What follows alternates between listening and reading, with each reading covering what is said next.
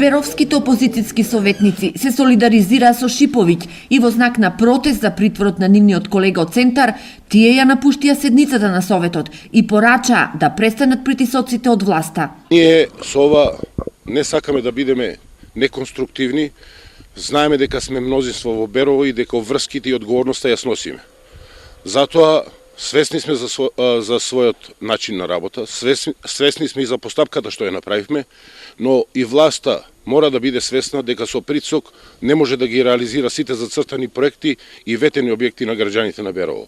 Мора да се научи дека мора да почне да соработува и со опозицијата. За советниците од власта и градоначалникот Наџински, ова е театар во режија на СДСМ.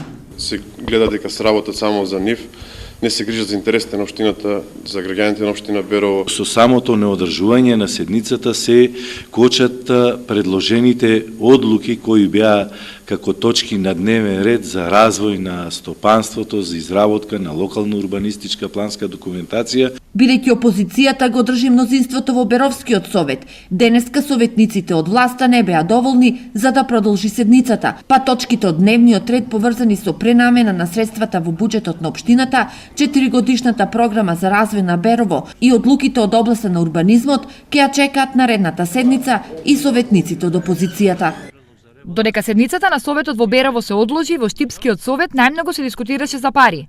Тема беше ребалансот на буџетот кој поради изборите и неможност општината да продава градежно земјиште се намалува за 1,3 милиони евра. Ако погледнеме ребалансот што е предложен, ќе видиме дека имаме потврлување во приходниот дел по однос на капитални приходи за 69 милиона. Намалени се приходите, но не за сметка на капиталните проекти во градот, затоа што се наоѓаат алтернативни решенија и донации и извори од развојни програми кои што не се буџетски приходи по закон, по статут, по форма и не се прикажуваат во овој биланс.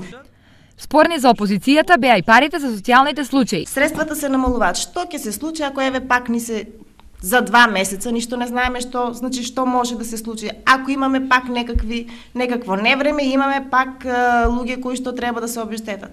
Социјални надоместоци ние имавме предвидено со буџетот 1.200.000 по 2 основа кај градоначалник и во програма на Совет.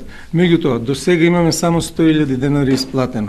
Значи, намалувањето на овие средства воопшто не значи дека се намалуваат правата или нема да бидат исплатени на граѓаните. Покрај ова, штипските советници дискутираа и за годишни извештаи, програми на училишта и промена на урбанистички планови, но со многу помирен тон.